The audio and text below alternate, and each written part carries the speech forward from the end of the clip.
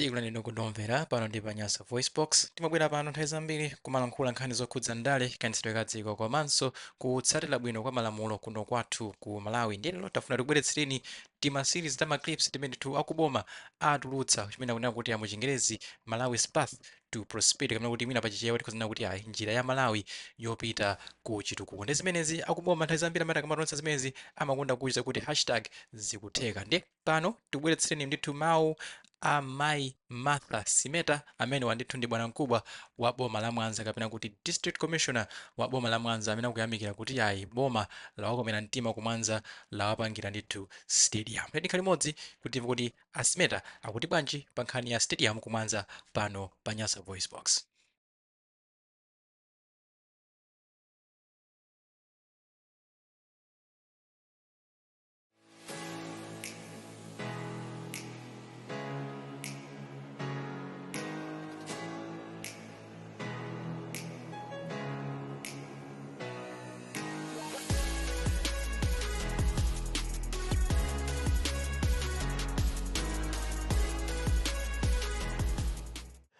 Ine ndine Martha Margareta Simeta, bwana mkubwa wa kuno ku Mwanza District.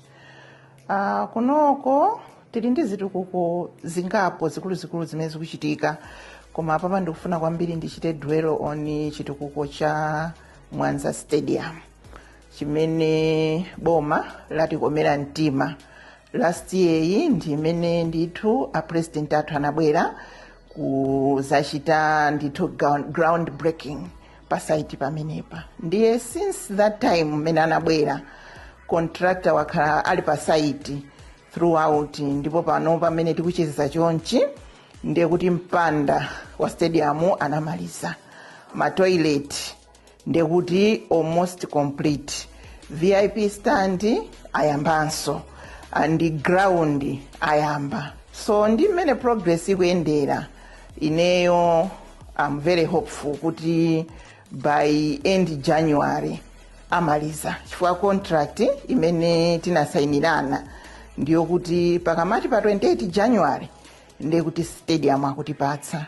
Stadium imeneyi ife anthu aku Mwanza timayifuna kwambiri chifukwa chokuti achinyamata athu ndiye kuti apeza komasewera, amavutika kwambiri, amakonda ma sports anthu akuno ku Mwanza, koma amavutika kuti kodi akasewera kuti.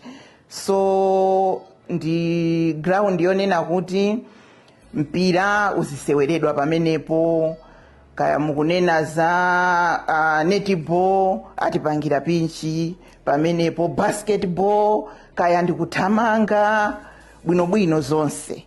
Komanso ngati console timavutika kwambiri in terms of local revenue, tilibe kwambiri kokuti tingatolere ndalama, misika yathu ikuluikulu ndi iwiri yokha. So kubwera kwa stadium kumeneku kutithandiziranso in terms of local revenue, chifukwa tizitolera kangachepe kameneko kathandiziranso zitukuko ku console kwathu kuno. So ndife anthu anyadira kwambiri kuti boma linatiganizira kutipatsa chitukuko chimenechi.